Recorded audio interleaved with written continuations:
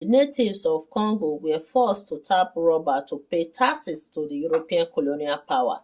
It was a painful and dangerous work, and nobody volunteered to do it. The Berlin Conference allowed King Leopold II of Belgium to become the sole ruler of a vast area that is today the Democratic Republic of the Congo.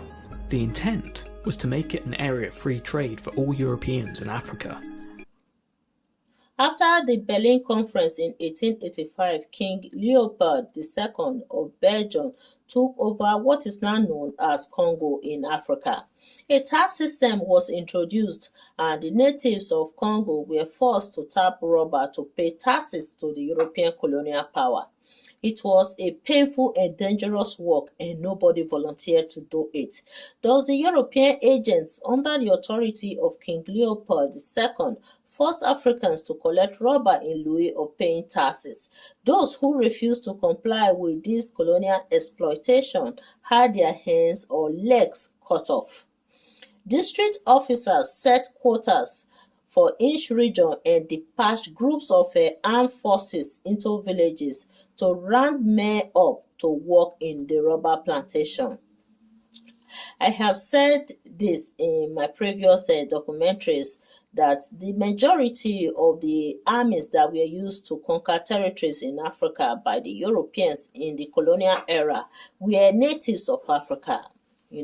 At that time, the Europeans recruited Africans to assist them in conquering the continent of Africa. In the case of Congo, for instance, European agents fixed posts every 100 kilometers, made lists of all the men in the villages in their district, and used armed patrols to push them into the forest to make people get the rubber for the Europeans. Those who refused to comply with this colonial oppression were being punished, and some had their hands or legs cut off. It was indeed rubber and murder, slavery in its worst form. It's just a short history of how the European colonial power exploited the people of Congo during the colonial era under the authority of King Leopold II of Belgium. So stay tuned for my next history documentary.